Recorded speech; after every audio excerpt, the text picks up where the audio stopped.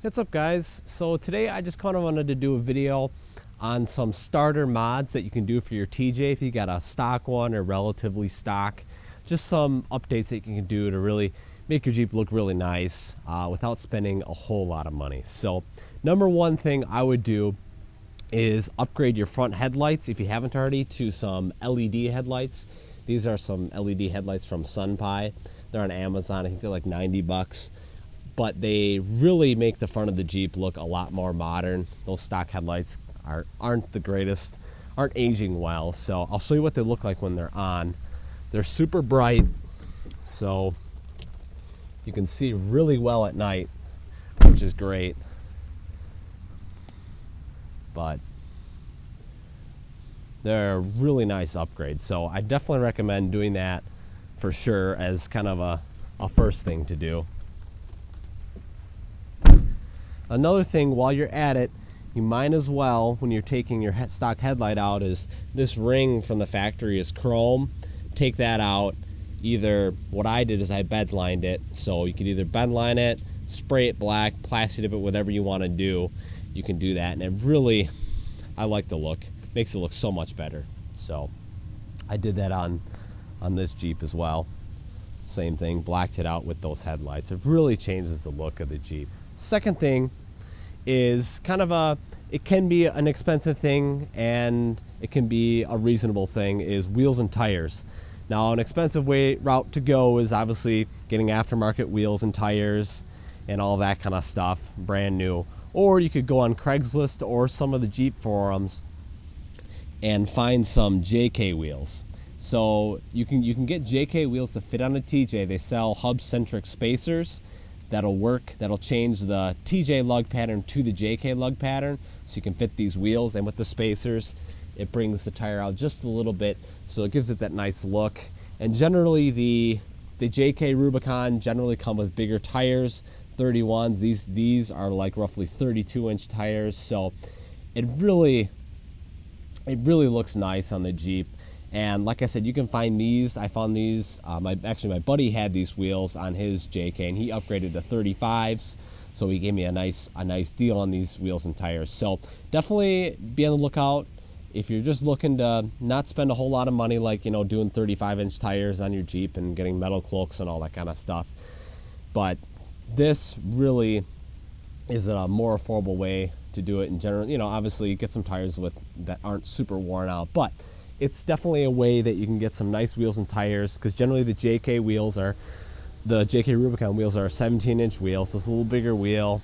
These originally came like a silvery color, and I plastic dipped them black, so you can always plastic dip the wheels black. So that's just kind of the big thing you can do, is obviously wheels and tires really change the look on a TJ. So another thing I would consider is, if any of your plastics, here, if any of that stuff is faded, get some spray paint, get some plastic dip, or get some bed liner and refinish them, or even buy some new ones, because the faded gray looks really bad, and if they have a nice deep black color to them, that's the way to go. So that's just another way to do it.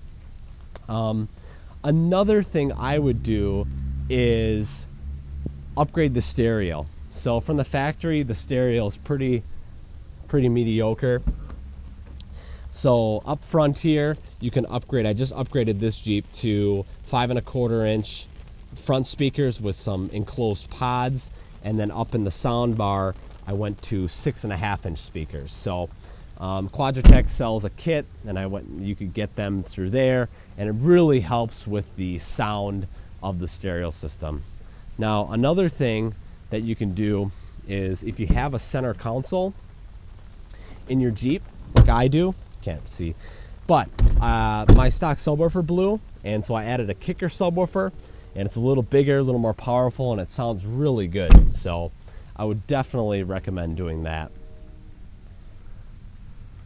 Another thing is, if you have your stock bumper, I would recommend taking these corner caps off. These corner caps that come from the factory don't look very good, and when you take them off, it kind of shortens up the TJ bumper, so it kind of gives it a little more stubby look. even though it's the factory bumper. The factory bumper actually does look pretty nice, but like I was saying earlier, like this part can get grayed out. If you take care of all the gray, the Jeep's gonna look a lot better. Another thing what I liked is I added netting to my Jeep, and I'll show some pictures of what the netting looks like. I bought it from Smitty Built. It kind of gives the Jeep a little more rugged look.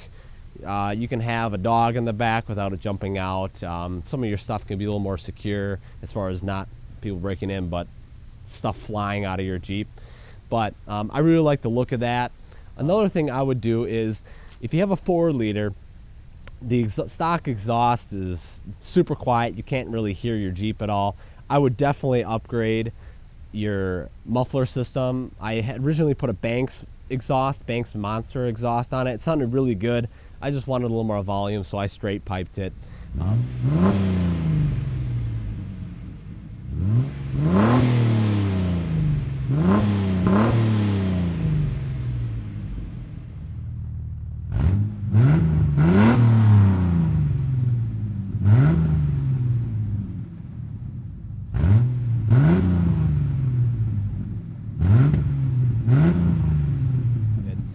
So you can either go with the Banks or straight pipe. Some like people like the Flowmasters and the MagnaFlows, all that kind of stuff. But the 4-liter sounds really good. So when you either straight pipe it or do an aftermarket exhaust, it sounds really cool. So I definitely recommend doing that. So those are just a few mods that I would recommend doing that don't cost a whole lot of money, but that really change the look of your Jeep. Yeah. So anyway, I hope you guys enjoyed the video. If you did, please give it a thumbs up. If you didn't, a thumbs down.